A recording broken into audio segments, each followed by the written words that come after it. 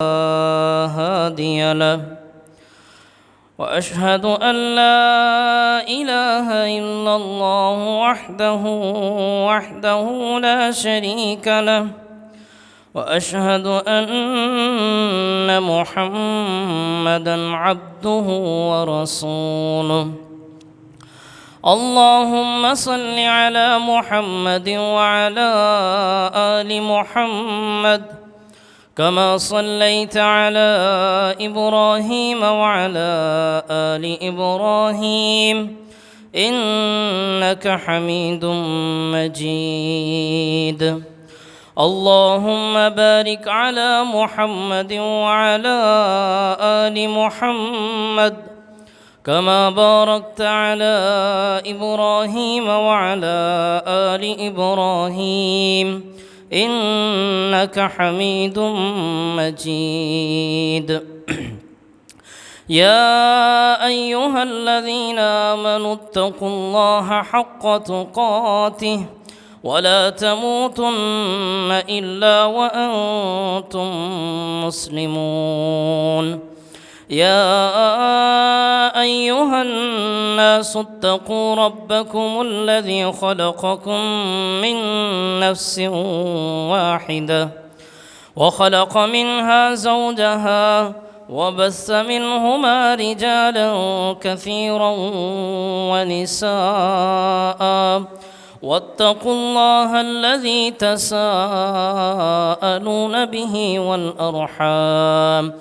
إن الله كان عليكم رقيبا. يا أيها الذين آمنوا اتقوا الله وقولوا قولا سديدا يصلح لكم أعمالكم ويغفر لكم ذنوبكم ومن يطع الله ورسوله فقد فاز فوزا عظيما. أما بعد فإن خير الحديث كتاب الله وخير الهدي هدي محمد صلى الله عليه وسلم وشر الأمور محدثاتها وكل محدثة بدعة وكل بدعة ضلالة وكل ضلالة في النار.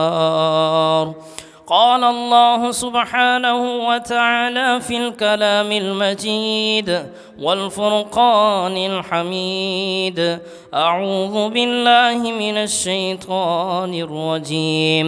هو الذي بعث في الأميين رسولا منهم يتلو عليهم آياته ويزكيهم ويعلمهم الكتاب والحكمة وإن كانوا من قبل لفي ضلال مبين. وقال: وإذا تليت عليهم آياته زادتهم إيمانا. رب اشرح لي صدري ويسر لي أمري واحلل عقدة من لساني يفقه قولي. رب زدني علما رب زدني علما رب زدني فهما. صدق اللہ العظیم۔ ہر قسم کی حمد و ثنا، تعریفات، تسبیحات اللہ مالک الملک کے لیے لائق اور زیبا ہے، جو رب تعالیٰ پوری کائنات کا پالنے والا، خالق، مالک، رازق، تنہا یکتا ذات ہے۔ اللہ رب العالمین ہی وہ وحدہ لا شریک ذات ہے کہ جس نے اس زمین پر ایک انچ بھی ایسی جگہ نہیں رکھی جہاں کوئی جاندار موجود نہ ہو۔ یہ الگ بات ہے کہ ہماری آنکھیں ان جانداروں کو نہ دیکھ سکتی ہوں، لیکن یہ حقیقت ہے کہ اس زمین پر 1 انچ بھی ایسی جگہ نہیں ہے جہاں کوئی جاندار موجود نہ ہو۔ یہ اللہ رب العالمین کے کمالات ہیں کہ اللہ رب العالمین نے انسان کو تو جاندار بنایا ہی بنایا ہے، لیکن انسان کی اپنی جلد میں بھی بہت سے جاندار موجود ہیں۔ انسان کے ماتھے پر جاندار موجود ہوتے ہیں، انسان کے ہاتھوں میں جاندار موجود ہوتے ہیں، اور پھر اس سے بڑا کمال رب تعالیٰ کا کہ انسان کے ایک ایک لمحے کی ویڈیو بن رہی ہے، ایک ایک عمل اس کا لکھا جا رہا ہے، ایک ایک میمری اس کی سٹور ہو رہی ہے۔ اربوں خربوں سال کی جو زندگیاں لوگ گزار چکے ہیں، وہ سب کا سب ریکارڈ اللہ رب العالمین کے پاس موجود ہے۔ اکتاتبہ اس کو لکھا جا رہا ہے جو بھی کچھ انسان کرتا ہے۔ اور پھر یہ تو صرف ایک انسان کا معاملہ ہے، پھر انسان کی رگوں کا معاملہ، انسان کی دھڑکن کا معاملہ، انسان کی آنکھیں جھپکنے کا معاملہ۔ اگر بندہ صرف اپنی آنکھیں جھپکنا جو ہے اس کو نوٹ کرے تو ایک دن میں سائنسدانوں کے مطابق کم از کم 12,000 مرتبہ انسان اپنی آنکھوں کو جھپکتا ہے۔ ایک دن میں 12,000 مرتبہ، وہ بھی اپنی مرضی کے بنا۔ انسان کو خود کو نہیں پتہ ہوتا کہ میں آنکھوں کو جھپک رہا ہوں۔ جب اس کی طرف کوئی چیز آنے لگتی ہے، آنکھوں میں لگنے لگتی ہے، خود بخود ہی اس کی آنکھیں بند ہو جاتی ہیں۔ اور 1,00,000 سے زیادہ مرتبہ انسان کا دل دھڑک رہا ہے، خون کی پمپنگ ہو رہی ہے، اندر کا نظام چل رہا ہے جس کے بارے میں ہم جانتے ہی نہیں ہیں۔ جس نظام کے بارے میں انسان جانتا ہی نہ ہو، وہ اس نظام کو کیسے بنا سکتا ہے؟ اس کا بنانے والا یقیناً ایک اللہ ہے، اللہ رب العالمین کی وحدہ لا شریک ذات ہے۔ تو اللہ رب العالمین کا جتنا ہم شکر ادا کریں کم ہے۔ پھر اللہ نے اس انسان کو ہدایت کے راستے بھی دکھلائے، اور درود و سلام ہو امام الانبیاء امام کائنات جناب محمد الرسول اللہ صلی اللہ علیہ وسلم کی ذات اقدس پر۔ نبی کریم صلی اللہ علیہ وسلم کا مرتبہ، آپ کا مقام بیان کرنا ہی ممکن نہیں ہے۔ کوئی شخص یہ کہے کہ میں رسول اللہ صلی اللہ علیہ وسلم کا مرتبہ، آپ کا مقام جیسا آپ کی شان کے لائق ہے میں بیان کر سکتا ہوں، تو وہ نہیں کر سکتا۔ اس کی وجہ یہ ہے کہ ہم رسول اللہ صلی اللہ علیہ وسلم کی عظمت اتنی جانتے ہیں جتنی ہماری آنکھوں کے سامنے ہے، جتنا ہم پڑھ لیتے ہیں، جتنا ہم سن لیتے ہیں۔ اس کے علاوہ کون یہ تصور کر سکتا ہے کہ رسول اللہ صلی اللہ علیہ وسلم کو معراج کے موقع پر جنت دکھائی گئی ہے؟ ہم میں سے کون ہے جو اس تصور کو، اس خوشی کو محسوس کر سکتا ہے کہ انسان نے اپنی آنکھوں سے جنت کو دیکھا ہو، اپنی آنکھوں سے جہنم کو دیکھ لیا ہو، ساتوں آسمان دیکھ لیے ہوں، فرشتے دیکھ لیے ہوں؟ یہ ہم رسول اللہ صلی اللہ علیہ وسلم کے اس مقام کو سمجھ ہی نہیں سکتے جب تک کہ ہم پریکٹیکلی اپنی آنکھوں کے سامنے یہ سب کچھ نہ دیکھ لیں۔ رسول اللہ صلی اللہ علیہ وسلم کے مقام کو، آپ کی عزت کو، آپ کے وقار کو، اس کو کوئی شخص یہ چاہے کہ مکمل طور پر بیان کر دے تو اس کے بس کی بات نہیں ہے۔ ہمارے سامنے رسول اللہ صلی اللہ علیہ وسلم کے جو بشریت کے مقام ہیں، اخلاقیات ہیں،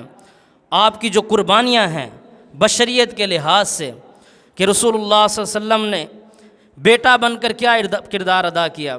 رسول اللہ صلی اللہ علیہ وسلم نے بھائی بن کر کیا کردار ادا کیا، آپ صلی اللہ علیہ وسلم نے ماں کا کیا ادب و احترام کیا، رسول اللہ صلی اللہ علیہ وسلم نے بھوک کو کیسے برداشت کیا۔ ان چیزوں کو ہم کسی حد تک سمجھ سکتے ہیں کیونکہ ہمارے ساتھ بھی وہی بشریت کے تقاضے ہیں۔ لیکن ایک طرف رسول اللہ صلی اللہ علیہ وسلم کے وہ معاملات ہیں کہ جس کی گہرائی تک ہم نہیں پہنچ سکتے، ہم اس کو اتنا ہی جانتے ہیں جتنا کہ رسول اللہ صلی اللہ علیہ وسلم نے ہمیں بتا دیا یا اللہ رب العالمین نے ہمیں بتا دیا۔ جیسے رسول اللہ صلی اللہ علیہ وسلم کے اوپر وحی کا نازل ہونا، اب وہ وحی کی کیفیت کس قدر تکلیف دہ ہوا کرتی تھی کہ رسول اللہ صلی اللہ علیہ وسلم خود اس کو بیان کرتے ہیں کہ کبھی گھنٹی کی سی کیفیت ہوتی اور آپ صلی اللہ علیہ وسلم کو شدید سردی میں پسینے آنا شروع ہو جاتے۔ پھر رسول اللہ صلی اللہ علیہ وسلم نے معراج کے موقع پر جس سواری پر آپ صلی اللہ علیہ وسلم سوار ہوئے، تا حد نگاہ وہ قدم رکھ رہی ہے، اتنی سپیڈ آف لائٹ سے بھی زیادہ تیز سپیڈ سے رسول اللہ صلی اللہ علیہ وسلم سفر کر رہے ہیں، تو ہم اس کیفیت کو نہیں سمجھ سکتے، رسول اللہ صلی اللہ علیہ وسلم کے اس مقام کو نہیں سمجھ سکتے۔ اسی طرح معراج کے موقع پر رسول اللہ صلی اللہ علیہ وسلم کو سدرۃ المنتہا پر وہ جو بیری کا دکھلایا گیا، صرف اتنا ہی کہا گیا قرآن مجید میں بھی کہ وہ بیری اس کو جس نے بھی ڈھانپا تھا بس ڈھانپ لیا تھا۔ اللہ رب العالمین جب قرآن مجید میں اس کا ذکر فرماتے ہیں تو اللہ فرماتے ہیں ڈھانپ لیا اس کو جس چیز نے ڈھانپا، کوئی نام نہیں لیا، کیونکہ ہم اس چیز کو سمجھ ہی نہیں سکتے، ہم نہیں سمجھ سکتے وہ کتنا خوبصورت منظر تھا، کتنی خوبصورت کیفیت تھی جو رسول اللہ صلی اللہ علیہ وسلم کو وہ مقام دکھایا گیا۔ ہم اس مرتبے اور مقام کو بیان کرنا تو دور کی بات، سمجھ بھی نہیں سکتے۔ تو یہ ہے رسول اللہ صلی اللہ علیہ وسلم کا مقام کہ ہم بظاہر جو پڑھ لیں، جو دیکھ لیں، جو سن لیں، اس کو آگے نقل کر سکتے ہیں، اور وہی کام صحابہ اکرام رضوان اللہ علیہم اجمعین نے کیا ہے۔ تو نبی کریم صلی اللہ علیہ وسلم کے مرتبہ اور مقام کو کوئی شخص چاہے کہ میں مکمل طور پر بیان کر دوں تو وہ ایسا ممکن نہیں ہے۔ وہ نبی ہیں، امام الانبیاء ہیں، ایک عام نبی کی ساری کی ساری صفات بیان کرنا ممکن نہیں ہے، یہ تو پھر رسول اللہ صلی اللہ علیہ وسلم ہیں۔ نبی کریم صلی اللہ علیہ وسلم کا مقام سب سے بلند۔ تو بہرحال محمد الرسول اللہ صلی اللہ علیہ وسلم کی سیرت کے حوالے سے جو بات چل رہی تھی، جب آپ صلی اللہ علیہ وسلم مدینہ ہجرت کر کے آئے ہیں تو رسول اللہ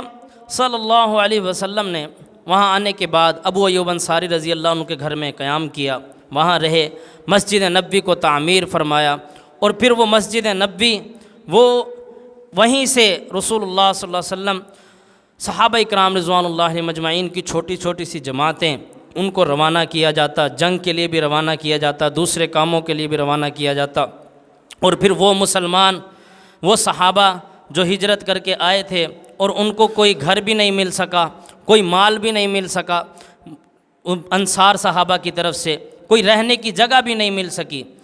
تو وہ بھی مسجد کے اندر ان کے لیے وہ ایک قیام گاہ بن گئی تھی، وہ مسجد میں ہی آرام کیا کرتے، مسجد میں ہی کھانا وغیرہ کھایا کرتے۔ تو یہ سارے معاملات مہاجرین صحابہ کے ساتھ جڑے ہوئے تھے۔ پھر مسجد نبوی کے ارد گرد رسول اللہ صلی اللہ علیہ وسلم نے چھوٹے چھوٹے سے گھر بھی تعمیر فرمائے، جس میں رسول اللہ صلی اللہ علیہ وسلم کی جو ازواج مطہرات ہیں جن سے آپ کی شادی ہوتی گئی، وہ سب کے سب وہیں رہا کرتی تھی مسجد نبوی کے ساتھ ہی۔ آپ صلی اللہ علیہ وسلم مسجد سے نکلتے گھر میں چلے جاتے، گھر سے نکلتے ساتھ ہی مسجد میں چلے جاتے، یہاں تک کہ رسول اللہ صلی اللہ علیہ وسلم نوافل گھر میں پڑھ رہے ہیں اور نوافل پڑھنے کے بعد فرض مسجد میں آ کے ادا کر رہے ہیں۔ کوئی بھی نوافل ہے، رسول اللہ صلی اللہ علیہ وسلم کی یہی کوشش ہوا کرتی تھی کہ نفلی نماز جتنی بھی ہے میں اس کو گھر میں ادا کروں۔ یہاں تک کہ ایسا بھی ہوتا کہ چھوٹی سی جگہ ہے، حجرہ ہے رسول اللہ صلی اللہ علیہ وسلم کا، حضرت عائشہ رضی اللہ تعالی عنہ ام المومنین لیٹی ہوئی ہیں، اور رسول اللہ صلی اللہ علیہ وسلم حضرت عائشہ رضی اللہ عنہ کے سامنے ہی وہ لیٹی ہوئی ہیں، وہیں مصلی بچھا کر آپ صلی اللہ علیہ وسلم نماز پڑھ رہے ہیں اور سجدہ کر رہے ہیں۔ سجدہ اتنا قریب کر رہے ہیں کہ جب سجدہ کرنے لگتے ہیں تو سجدے والی جگہ پر حضرت عائشہ صدیقہ رضی اللہ عنہا کے پاؤں موجود ہوتے ہیں، اور جب جیسے ہی آپ صلی اللہ علیہ وسلم سجدہ کرنے لگتے ہیں تو حضرت عائشہ رضی اللہ عنہا کے پاؤں کو ہاتھ لگا دیتے ہیں، وہ سمجھ جاتی ہے کہ رسول اللہ صلی اللہ علیہ وسلم سجدہ کرنے لگے ہیں، اور پھر وہ پاؤں کو پیچھے کر لیتی ہیں۔ پھر آپ صلی اللہ علیہ وسلم سجدے سے اپنا سر اٹھاتے ہیں تو حضرت عائشہ پھر پاؤں رکھ لیتی ہیں، پھر دوسرا سجدہ کرتے ہیں، پھر ہاتھ لگا دیتے ہیں، پھر وہ پاؤں پیچھے کر لیتی ہے۔ اتنی زیادہ محبت حضرت عائشہ رضی اللہ عنہ کو رسول اللہ صلی اللہ علیہ وسلم سے، اور رسول اللہ صلی اللہ علیہ وسلم کو حضرت عائشہ صدیقہ رضی اللہ تعالی عنہا سے۔ اور رسول اللہ صلی اللہ علیہ وسلم کا پھر یہ بھی فرمان کہ اپنے گھروں کو قبرستان نہ بناؤ، اس سے مراد یہ ہے کہ اپنے گھروں کے اندر قرآن پڑھا کرو، اپنے گھر کے اندر نفل نماز پڑھا کرو۔ آج ہمیں اس چیز پہ بھی بہت غور و فکر کرنی چاہیے کہ ہمارے گھروں میں کئی ایسی جگہ بنی ہوئی ہیں کہ جہاں ہم بیٹھ کر مستقل ڈیلی کی بیس پر ہم قرآن مجید کو پڑھتے ہوں، ہم نے کوئی جگہ بنائی ہو جہاں ہم مستقل نماز پڑھتے ہوں۔ صحابہ کرام رضوان اللہ علیہ مجمعین میں بہت سے ایسے صحابہ ہمیں ملتے ہیں، اور بخاری و مسلم کی احادیث ہیں، ان کے مزاج کے اندر یہ چیز شامل تھی کہ جب وہ اپنا گھر تعمیر فرماتے تو گھر تعمیر فرمانے کے بعد ایک جگہ کو مختص کرتے نماز پڑھنے کے لیے کہ یہاں اللہ کا ذکر کیا جائے گا، یہاں نماز پڑھی جائے گی، اور اس کے بعد رسول اللہ صلی اللہ علیہ وسلم کی خدمت میں پیش ہوتے، آپ صلی اللہ علیہ وسلم کے پاس آ کر آپ صلی اللہ علیہ وسلم سے ٹائم ڈیسائیڈ کرتے کہ آپ ہمیں ٹائم دے دیں کوئی جس وقت آپ ہمارے گھر تشریف لائیں۔ پھر رسول اللہ صلی اللہ علیہ وسلم سے ٹائم لے کر پھر اپنے گھر بلاتے اور آپ صلی اللہ علیہ وسلم سے گزارش کرتے کہ آپ اس مقام پر 2 رکعت نفل نماز ادا فرما لیں، ہم اس جگہ کو اپنی نماز پڑھنے کے لیے مختص کر لیں گے۔ اسی طرح وہ صحابی جو مسجد میں نہیں آ سکتے تھے، انہوں نے بھی یہی کام کیا تھا، نابینا صحابی، کہ انہوں نے اپنے گھر میں رسول اللہ صلی اللہ علیہ وسلم کو ایک جگہ دکھلائی، وہیں آپ صلی اللہ علیہ وسلم نے 2 رکعت نماز پڑھائی، اور پھر اس کے بعد وہ جگہ مختص ہو گئی اور وہ صحابی وہیں نماز پڑھا کرتے تھے۔ ایک اور صحابی جس کے راستے کا مسئلہ، راستے میں ایک ایسا نالہ آتا جس کو کراس کر کے وہ مسجد نہیں جا سکتے تھے، انہوں نے بھی یہی عمل دہرایا۔ یعنی صحابہ کرام رضوان اللہ علیہ مجمعین کا عموماً یہ مزاج ہوا کرتا تھا کہ گھر کے اندر کوئی ایسی جگہ مختص ہوتی جہاں وہ اپنی نفلی نماز ادا کیا کرتے تھے، اور اگر کوئی بارش کا معاملہ ہوتا، جب کہا جاتا کہ مسجد، جب اذان کے دوران یہ اعلان کیا جاتا کہ نماز گھر میں ادا کر لو، آج تمہیں مسجد میں آنے کی ضرورت نہیں ہے، بارش ہو رہی ہے، تو پھر اس وقت بھی اسی جگہ کو استعمال کیا جاتا کہ آج ہم اپنے گھر میں جو ہم نے جگہ بنائی ہے ادھر ہی فرض نماز ادا کر لیتے ہیں۔ تو یہ صحابہ کرام رضوان اللہ علیہ مجمعین کا مزاج تھا۔ تو بہرحال مسجد نبوی کے ساتھ ہی رسول اللہ صلی اللہ علیہ وسلم کے حجرے موجود تھے، آپ صلی اللہ علیہ وسلم وہیں قیام فرمایا کرتے، وہیں کھانا کھایا کرتے، وہیں آپ کی ازواج مطہرات موجود تھیں، اور ساتھ ہی مسجد نبوی موجود ہے، اور وہیں صحابہ کرام رضوان اللہ علیہ مجمعین سے ملاقاتیں ہوتی، کسی کے کوئی مسئلے مسائل ہوتے تو وہ بھی وہیں حل ہوتے۔ تو رسول اللہ صلی اللہ علیہ وسلم نے ایک معاشرے کو تشکیل دینا تھا، اب آپ صلی اللہ علیہ وسلم ایک نئے معاشرے کا آغاز کرنے جا رہے تھے، اسی لیے اللہ رب العالمین نے بھی رسول اللہ صلی اللہ علیہ وسلم کے بارے میں ارشاد فرمایا، هو الذی بعث فی الامیین رسولا منہم یتلو علیہم آیاتہ ویزکیہم ویعلمہم الکتاب والحکمہ، کہ ہم نے انہی میں سے، امیوں میں سے ہی ایک رسول کو بھیجا ہے جو تمہیں کتاب و حکمت کا علم سکھاتا ہے، جو تمہیں پاکیزہ کرتا ہے، تمہارے اندر سے برائی کی چیزوں کو نکالتا ہے، حکمت سکھاتا ہے، کتاب کا علم سکھاتا ہے۔ والحکمہ وَإِن كَانُوا مِن قَبْلُ لَفِي ضَلَالٍ مُّبِينٍ، اور بے شک تم اس سے پہلے کھلی گمراہی میں تھے۔ یعنی صحابہ کرام رضوان اللہ علیہ مجمعین کے بارے میں بات ہو رہی ہے کہ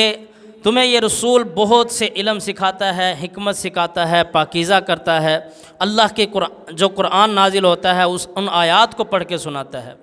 اور پھر آگے صحابہ کرام رضوان اللہ علیہ مجمعین کا بھی یہی مزاج تھا۔ ایک طرف تو ان مشرکین کا مزاج ہے جو اس وقت سے بھی پہلے سے چلا آ رہا ہے کہ جب جب قرآن کو سنتے ہیں تو ان کے دل سکڑ جاتے ہیں، اور یہ جب ایک اللہ وحدہ لا شریک کا ذکر کیا جاتا ہے تب بھی ان کے دل تنگ ہو جاتے ہیں، جب ان کے بابوں کے نام نہیں لیے جاتے، 11ویں والی سرکار کا نام نہیں لیا جاتا تو ان کے دل سکڑ جاتے ہیں، اور یہ ڈرنے لگتے ہیں، اندر ہی اندر غصہ کرنے لگتے ہیں کہ ایک ہی اللہ، وہی داتا، وہی گنج بخش، وہی بگڑی بنانے والا، یہ سارا کا سارا کچھ ہی اللہ رب العالمین کے بارے میں کہا جا رہا ہے۔ ہمارے بزرگ کہاں گئے؟ ہماری 11ویں والی سرکار کہاں گئی؟ ہمارے بابے کہاں گئے؟ یہ ساری چیزیں ان کے دماغ میں آنے لگ جاتی ہیں کہ آخر وہ بھی تو بزرگ تھے نا، آخر وہ بھی تو کچھ کرنا جانتے تھے نا، آخر ان کے بھی تو کمالات تھے نا۔ تو یہ جب تک اپنی محفلوں میں بزرگوں کا ذکر نہ کریں تو سمجھتے ہیں کہ ذکر مکمل نہیں ہوا، ہماری محفل مکمل نہیں ہوئی۔ اور دوسری طرف ایک مومن مسلمان، ایک ایمان والا صحابہ کرام رضوان اللہ علیہ مجمعین کے بارے میں اللہ رب العالمین قرآن مجید میں ارشاد فرماتے ہیں، وَإِذَا تُلِيَتْ عَلَيْهِمْ آيَاتُهُ زَادَتْهُمْ ایمانا، اور جب ان کے اوپر اللہ کی آیات تلاوت کی جاتی ہیں صحابہ پر، صحابہ کرام رضوان اللہ علیہ مجمعین، تو ان کا ایمان بڑھ جاتا ہے۔ یہ ایمان میں اور زیادہ پختہ ہو جاتے ہیں اور ایمان میں اور زیادہ ہو جاتے ہیں۔ تو یہ صحابہ کرام رضوان اللہ علیہم اجمعین کا مزاج تھا۔ تو بہرحال رسول اللہ صلی اللہ علیہ وسلم قرآن مجید کی آیات پڑھ کے سنایا کرتے، صحابہ کرام رضوان اللہ علیہم اجمعین کا تزکیہ نفس کیا کرتے، انہیں تعلیم دیا کرتے، کیونکہ پہلے کی جو زندگی گزاری تھی صحابہ نے، بھلے وہ مدینہ کی ہی زندگی کیوں نہ ہو، وہیں آ جانے کے بعد کی ہی 13 سالہ زندگی کیوں نہ ہو، وہ بہت ہی مشکل اور کٹھن وقت میں گزاری ہے۔ ہر طرف دیکھ رہے ہیں کہ مشرکانہ کام ہو رہے ہیں اور سارا زور بھی مشرکوں کا ہی ہے۔ مکہ میں جو 13 سال کی زندگی گزاری ہے وہ گھٹ گھٹ کر مسلمانوں نے گزاری ہے۔ تو اب مدینہ میں آنے کے بعد رسول اللہ صلی اللہ علیہ وسلم نے ایک پورا باقاعدہ ایک پورے معاشرے کو تشکیل دینا ہے اور اس کی تربیت کرنی ہے نئے سرے سے، بالکل ایک نئے سرے سے مسلمانوں کی تربیت کرنی ہے اور انہیں ایک ایک چیز کے بارے میں بتانا ہے، ہر چیز کے بارے میں تعلیم دینی ہے، کیونکہ یہی وہ نسل ہے جس نے آگے چل کے معاشرے کو سدھارنا ہے، وہ صحابہ کرام رضوان اللہ علیہم اجمعین کی جماعت ہے۔ تو بہرحال رسول اللہ صلی اللہ علیہ وسلم تربیت کرتے رہتے صحابہ کرام رضوان اللہ علیہم اجمعین کی، اور دوسری طرف وہاں موجود تھے یہودی جو بالکل ہی مسلمانوں کے ہمسائے تھے، سمجھو مدینہ میں سب سے قریبی ہمسائے مسلمانوں کے جو تھے وہ یہودی تھے، اور یہودی اس مزاج سے وہاں رہ رہے تھے کہ بظاہر تو وہ مسلمانوں سے خوش ہو کر ملتے کہ ہم نے تم سے کوئی اختلاف نہیں ہے، لیکن اندر وہ بغض رکھتے تھے۔ تو یہودی رسول اللہ صلی اللہ علیہ وسلم کے ساتھ ملتے جلتے تو بڑی خوشی کے ساتھ، اور پیٹھ پیچھے رسول اللہ صلی اللہ علیہ وسلم کے خلاف پلاننگ کرتے، اور جیسا کہ ہم جانتے ہیں، میں پیچھے بھی بیان کر چکا ہوں اور قرآن کے ترجمے میں بھی یہ بات گزر چکی ہے کہ یہودی اپنے بیٹوں سے بھی زیادہ اچھی طرح رسول اللہ صلی اللہ علیہ وسلم کو جانتے تھے کہ یہ اللہ کے رسول ہیں، اس قدر وہ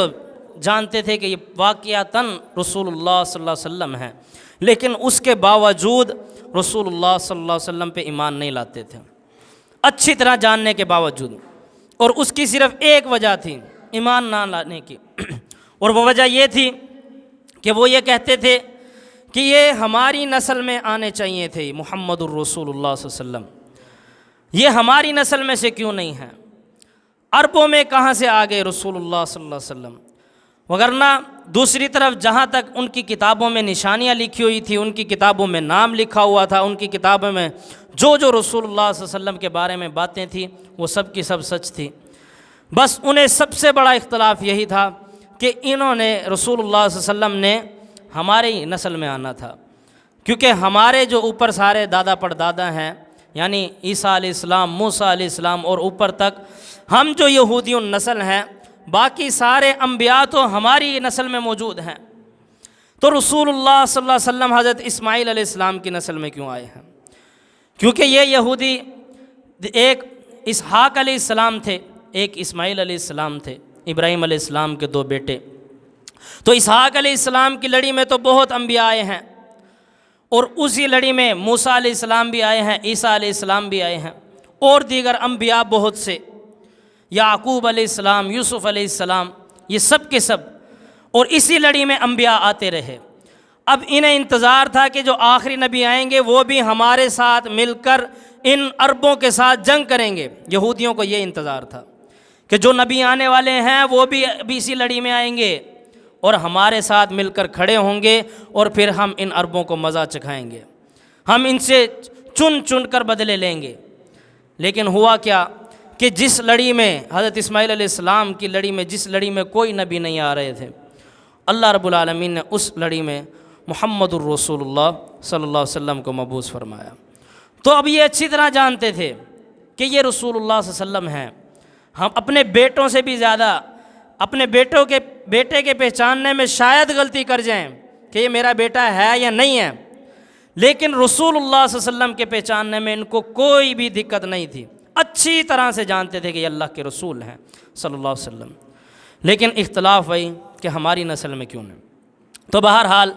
یہ مدینہ میں رسول اللہ صلی اللہ علیہ وسلم کے ہمسائے ہیں یہودی۔ اب یہاں ان کے 3 قبیلے موجود تھے، یہودیوں کے 3 قبائل ہیں، بنو قینقاع، بنو نذیر اور بنو قریظہ۔ مدینہ میں یہودیوں کے یہ 3 قبیلے ہیں، بنو قینقاع، بنو نذیر اور بنو قریظہ۔ اب یہ 3 قبیلے ہر وقت اسی کوشش میں لگے رہتے کہ ہم مسلمانوں کو یا ان عربوں کو ہی، مسلمان تو بہت دور کی بات ہے، جو عرب کے لوگ تھے، جو مشرک لوگ تھے، ان کو ہم آپس میں کیسے لڑوائیں۔ عرب کے جو قبائل تھے مدینہ میں، جو دوسرے مشرکین کے قبائل تھے، وہ 2 بڑے قبیلے تھے، قبیلہ اوس اور قبیلہ خزرج۔ یہ 2 بڑے قبیلے تھے۔ اب یہ جو یہودیوں کے 3 قبیلے تھے، بنو نذیر، بنو قینقاع اور بنو قریظہ، یہ یہودی ہر وقت اس سازش میں لگے رہتے کہ کیسے ہم یہ جو مشرکین کے 2 قبیلے ہیں اوس اور خزرج، ان کی لڑائی کروائیں۔ ہر وقت اسی کوشش میں لگے رہتے، اور ان کی کمائی چلتی ہی تب تھی جب یہ عربوں کو آپس میں لڑواتے تھے۔ اور انہوں نے، یہ جو عرب کے لوگ تھے، ان کے مال کو بھلے چوری کر کے کھائیں، سود کے ذریعے سے کھائیں، کاروبار کے ذریعے سے کھائیں، فراڈ کر کے کھائیں، انہوں نے عربوں کے مال کو اپنے اوپر حلال سمجھا ہوا تھا کہ ہم جیسے بھی ان عربوں کا مال کھائیں، عزت لوٹیں، جو بھی کریں، یہ سب چیزیں ہمارے اوپر حلال ہیں۔ تو وہ یہ بات کیا کرتے تھے، قالوا لیس علینا فی الامیین سبیل، انہوں نے کہا ہم پر امیوں کے معاملے میں کوئی راہ نہیں، یعنی ہم جیسے چاہیں ان کو لوٹ کے کھا جائیں، جیسے چاہیں ان کا مال کھا جائیں، ہمیں کوئی روکنے والا نہیں ہے، نہ ہی اس معاملے میں ہمارے اوپر کوئی پابندی نہیں ہے۔ تو یہ امیوں کو یہ سمجھتے تھے، عربوں کو یہ سمجھتے تھے۔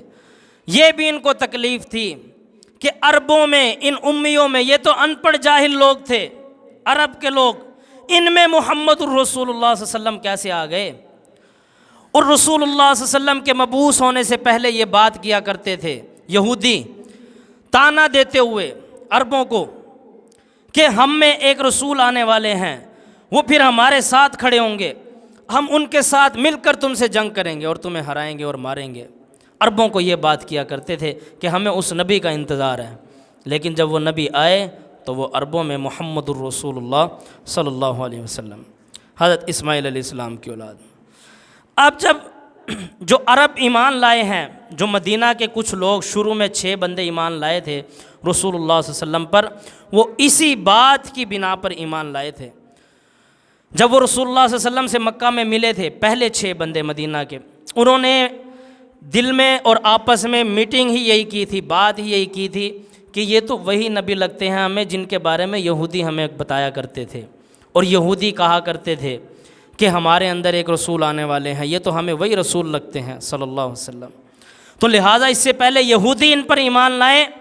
ہم ان کے ہاتھ پہ بیعت کر کے کلمہ پڑھ کے مسلمان ہو جاتے ہیں۔ وہ اس طرح مسلمان ہوئے، وہ 6 سے پھر 12 ہوئے مدینہ کے بندے، عرب کے ہی لوگ، کہ اس سے پہلے یہودی ان پر ایمان لائیں، ہم ان پر ایمان لا کر ان کی جماعت میں شامل ہو جاتے ہیں، ان کے ساتھ مل کر یہودیوں سے جنگ کریں گے۔ وہ پھر 12 سے 75 ہوئے، پھر 75 سے جب اب آپ صلی اللہ علیہ وسلم نے دیکھا کہ راہ کھل گئی ہے، معاملات آسان ہو گئے ہیں، اب رسول اللہ صلی اللہ علیہ وسلم مکہ سے ہجرت کر کے مدینہ آ جاتے ہیں۔ اور مدینہ میں آنے کے بعد اب انہوں نے دیکھا کہ یہودیوں نے کہ یہ عرب تو سارے رسول اللہ صلی اللہ علیہ وسلم کی طرف کھینچے چلے جا رہے ہیں، اور پھر یہاں انٹری کے فوراً بعد یہودیوں کے ایک بہت بڑے عالم دین، جس کے بارے میں وہ کہا کرتے تھے کہ ہمارے اندر سب سے بہترین باپ کے بیٹے ہیں اور سب سے بہترین عالم دین ہیں، عبداللہ بن سلام رضی اللہ عنہ، یہ یہودیوں کے بہت بڑے عالم تھے۔ جیسے ہی رسول اللہ صلی اللہ علیہ وسلم مدینہ میں آئے، یہ بھی مسلمان ہو گئے۔ اب یہودیوں کو سب سے بڑی تکلیف یہ بھی، تو رسول اللہ صلی اللہ علیہ وسلم یہودیوں کی نظروں میں ہمیشہ سے کھٹکتے تھے،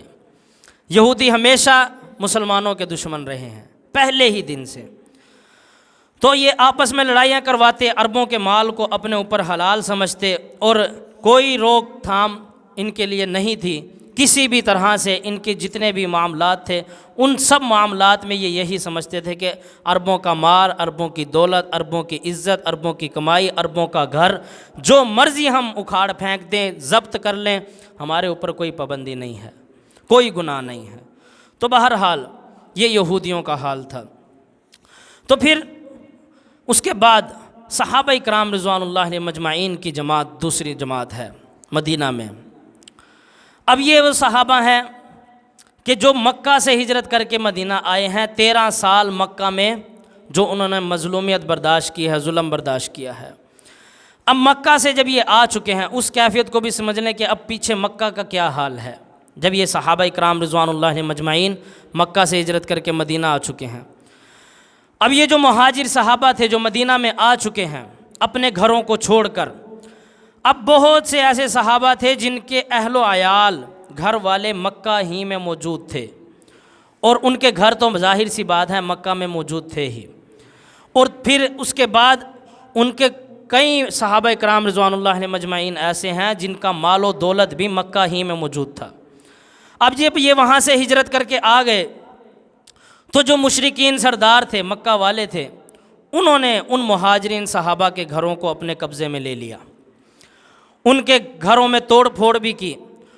اور پھر جو مال تھا وہ اپنے پاس ضبط کر لیا اور اس مال کو اپنے لیے حلال سمجھ لیا۔ اور جو پھر کوئی مسلمانوں کے یہ جو ہجرت کر کے گئے ہیں صحابہ، ان کے جو گھر والے کوئی رہ گئے تھے پیچھے اہل و عیال، ان کو کئی لوگوں کو ان کو قید بھی کیا گیا، ان کے اوپر ظلم اور تشدد بھی کیا گیا۔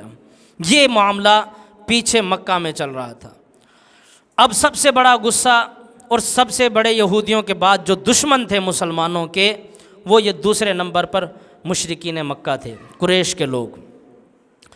تو پہلے دشمن اب یہاں آنے کے بعد یہودی بن چکے ہیں، اور دوسرے صف اول کے دشمن ہیں مشرکین مکہ۔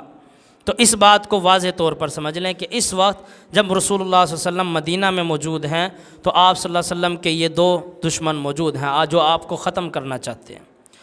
تو پھر تیسری جماعت ہے انہی مہاجر صحابہ کی اور انصار صحابہ کی مدینہ کے اندر۔ اب ان کا جو رسول اللہ صلی اللہ علیہ وسلم نے ان کی جو تربیت کرنی ہے، ایک معاشرے کو تشکیل دینا ہے، اس وقت بھی ظاہر سی بات ہے یہی سارے قوانین ہوا کرتے تھے کہ پیسے دے کر چیز خریدنا، وگرنہ کوئی چیز نہیں ہے، بازار بھی لگا کرتے تھے، اسی طرح یہی سارے معاملات ہوا کرتے تھے۔ لیکن اب مہاجروں کے پاس تو کچھ بھی نہیں ہے، ہاتھ خالی ہیں۔ اب انصار نے مدد کرنا شروع کر دی ہے، لیکن اس کے باوجود بھی یہ تو رہ گیا مال کا معاملہ، چلو یہ معاملہ حل ہو جائے، اس کے بعد ہم نے رہنا کیسے ہے، اس بات کو سمجھیں، اس بات کو سمجھیں کہ ان کے لیے جگہ بھی نہیں ہے اور ان کے لیے ہر چیز نیو ہے۔ اب انہوں نے رہنا کیسے ہے، اپنے دن اور رات کو کیسے گزارنا ہے، اپنے مسلمان بھائی کے ساتھ کیسے رہنا ہے، یہ ساری کی ساری چیزیں، یعنی ہر قدم پر صحابہ کرام رضوان اللہ علیہ مجمعین کو تربیت کی ضرورت تھی۔ بھلے کوئی 36 سال کا صحابی ہے، کوئی 40 سال کا صحابی ہے، کوئی 50 سال کا صحابی ہے، لیکن اب وہ ایک قدم بھی رسول اللہ صلی اللہ علیہ وسلم کی مرضی کے بغیر نہیں اٹھا سکتا۔ اب یہاں مدینہ میں ایک معاشرے کو تشکیل دیا جا رہا ہے، ایک ایسا معاشرہ جس کو اسلامی معاشرہ بھی کہا جا سکے، جسے اسلامی ریاست بھی کہا جا سکے، کہ یہ ہے اسلامی ریاست، یہاں سے دین اسلام کے پودے نے اگنا ہے اور پھر اس نے درخت بننا ہے۔ تو رسول اللہ صلی اللہ علیہ وسلم نے اسی چیز کے اوپر کام کرنا شروع کیا کہ اب ان کی تربیت کیسے کی جائے، ان کے مزاج کو ایک دین اسلامی مزاج کیسے بنایا جائے، ہر چیز کا ان کو پتہ ہو۔ اور پھر یہ بات کہ انصار اور مہاجرین آپس میں کوئی خونی رشتہ نہیں رکھتے، مدینے والے ہیں، جو ہجرت کر کے آئے ہیں وہ غیر ہیں۔ اب دلوں میں فرق بھی نہ آئے اور وہ اپنا آدھا گھر بھی دے دیں، دلوں میں فرق بھی نہ آئے وہ اپنا آدھا مال بھی دے دیں، یہ چیزیں کیسے ممکن ہوں گی؟ ان چیزوں کو بھی ممکن بنانے میں رسول اللہ صلی اللہ علیہ وسلم کا کردار موجود ہے، اور بہت بڑا کردار موجود ہے۔ یہ سارا کا سارا مائنڈ بنایا، اور آپ صلی اللہ علیہ وسلم نے یہ جو اسلام کا ایک معاشرہ تھا اس کو قائم کیا ہے۔ اب وہ کس طریقے سے قائم کیا وہ میں آپ کے سامنے رکھنے لگا ہوں کہ کس طرح سے یہ سارا کچھ ممکن ہوا، کہ آج ہم سوچ بھی نہیں سکتے کہ کوئی غیر تو ہمیں دے، وہ بڑی دور کی بات ہے، کوئی اپنا بھی سگا بھی ہمیں کوئی 5,000 روپے ایسے نہیں دے، ہمیں کوئی اپنا سگا آج اپنا آدھا پلاٹ ایسے دے دے گا؟ کبھی بھی نہیں، بلکہ دونوں کے بھی پیسے ہوں گے اگر ملے ہوں گے اس پلاٹ میں، کہ آدھے پیسے اس بھائی کے ڈلے ہوئے ہیں، آدھے اس بھائی کے ڈلے ہوئے ہیں، دونوں میں سے ہر ایک کی کوشش ہوگی کہ نام میرے ہو جائے، بھلے پیسے دونوں کے ڈلے ہوئے ہیں لیکن پلاٹ اکیلے میرے نام ہو جائے، کل کو کوئی بھی مسئلہ ہو تو میرے ہی حصے میں آ جائے، نام تو میرے ہوگا۔ میں ایک مزاج رکھ رہا ہوں کہ آج بھی یہ چیز، یہ لالچ موجود ہے۔ اب اس موقع پر صحابہ کرام رضوان اللہ علیہم اجمعین، انصار صحابہ اپنا آدھا باغ بھی دے رہے ہیں کہ ہمارا یہ آدھا باغ بھی رکھ لو، آدھا مال بھی رکھ لو، 2 بیویاں ہیں تو 1 بیوی بھی رکھ لو۔ تو یہ اتنا کھلا دل، اتنا کھلا مزاج یہ کہاں سے آیا؟ اور یہ تاریخ میں پہلی بار ایسا کام ہوا کہ ایک انصاری صحابی ہے، مدینہ میں کوئی رہنے والا، یثرب میں رہنے والا، اور ایک مکہ میں سے کوئی شخص جو آیا ہے اس کو اپنا سب کچھ آدھا دینے کے لیے تیار کھڑا ہے۔ اور جب بیوی کے بارے میں بھی بات کی، سعد بن ربی رضی اللہ عنہ نے عبد الرحمن بن عوف رضی اللہ عنہ سے، تو اس وقت یہ کہا کہ میری 2 بیویاں ہیں، دونوں میں سے تجھے جو پسند آ جائے، تجھے جو زیادہ خوبصورت لگے، میں اس کو طلاق دے دوں گا، جب عدت گزر جائے تو اس کے ساتھ نکاح کر لینا۔ یعنی ایسا نہیں ہے کہ جو مجھے پسند ہے میں وہ رکھ لوں گا، نہیں، تو اپنا بتا تجھے کون سی زیادہ پسند ہے، میں اس کو طلاق دوں گا، پھر اس سے تو نکاح کر لینا۔ یہ مزاج، کوئی خونی رشتہ نہیں ہے، اور کوئی خونی رشتہ بھی نہیں ہے۔ اور پھر ایک سٹیج ایسا بھی آیا کہ رسول اللہ صلی اللہ علیہ وسلم نے جس سٹیج پر آ کر یہ بھی فرما دیا تھا، جنگ بدر سے پہلے ہی جب یہ سارے معاملات ہو رہے تھے، آپس میں مہاجر اور انصار جڑ رہے تھے، یہاں تک رسول اللہ صلی اللہ علیہ وسلم نے فرمایا کہ وراثت میں بھلے تم اپنے سگے خونی رشتوں کو دو نہ دو، ان کو لازمی دینا ہے۔ یہاں تک بات فرما دی کہ جو تمہارے خونی رشتے ہیں، بیٹے ہیں، سگے بھائی ہیں، ان کو بھلے نہ دو، لیکن یہ جو تمہارے مہاجر بھائی ہیں ان کو تم نے اپنی وراثت میں سے حصہ دینا ہے۔ لیکن اس حکم کے بعد میں اللہ رب العالمین نے قرآن نازل فرما کر منع فرما دیا کہ خونی رشتوں کا زیادہ حق ہے، سگے بھائی کا، سگے بیٹے کا، سگی بہن کا، ان کا زیادہ حق ہے۔ رسول اللہ صلی اللہ علیہ وسلم کو اس معاملے سے منع فرما دیا گیا تھا کہ آپ ایسا نہ کریں۔ لیکن میں یہ بتانا چاہ رہا ہوں کہ آپ صلی اللہ علیہ وسلم نے یہاں تک ان کے اندر بھائی چارہ قائم کر دیا تھا، ان کے دلوں میں محبت پیدا فرما دی تھی۔ وہ تو اللہ رب العالمین نے بعد میں قرآن مجید نازل فرما کر یہ بات کہی کہ خونی رشتوں کا زیادہ حق ہے۔ تو یہ چیزیں کیسے پیدا ہوئی؟ یہ چیزیں پیدا ہوئی ہیں رسول اللہ صلی اللہ علیہ وسلم کی تربیت سے۔ آپ نے جو باتیں سمجھائی، آپ نے جو اخلاقیات سمجھائے، اور آپ نے ایسا نہیں ہے ایک ہی بار بٹھا دیا اور پھر 3 گھنٹے کا لیکچر دے دیا، جیسے ہمارے ہاں پوری رات کے پروگرام اور صبح کو فجر کی ہوش نہیں ہوتی، پوری رات پروگرام سنا ہے اور بات ایک بھی پلے نہیں پڑی ہوتی۔ تو یہ رسول اللہ صلی اللہ علیہ وسلم کا مزاج نہیں تھا، نہ ہی آپ کا یہ طریقہ کار تھا۔ آپ صلی اللہ علیہ وسلم تھوڑی بات کیا کرتے، چھوٹی سی بات بتا دیتے، اور اتنی بات بتاتے کہ اگلا بندہ اس کو یاد بھی رکھ لے اور اس پہ عمل پیرا بھی ہو جائے، اس کی زندگی میں وہ چیز شامل ہو جائے۔ وگرنہ صحابہ کرام رضوان اللہ علیہم اجمعین کے لیے بھی عمل کرنا مشکل ہو جاتا اگر آپ صلی اللہ علیہ وسلم ساری کی ساری چیزیں ایک ہی بار بتا دیتے، پھر وہ مزاج کے اندر شامل نہ ہوتا۔ تو یہ معاشرہ اب 1-2 دن کے اندر قائم نہیں ہو جانا تھا، اس کے لیے بڑی محنت چاہیے تھی اور اس کے لیے وقت بھی درکار تھا، اور 10 سال رسول اللہ صلی اللہ علیہ وسلم نے محنت کی ہے،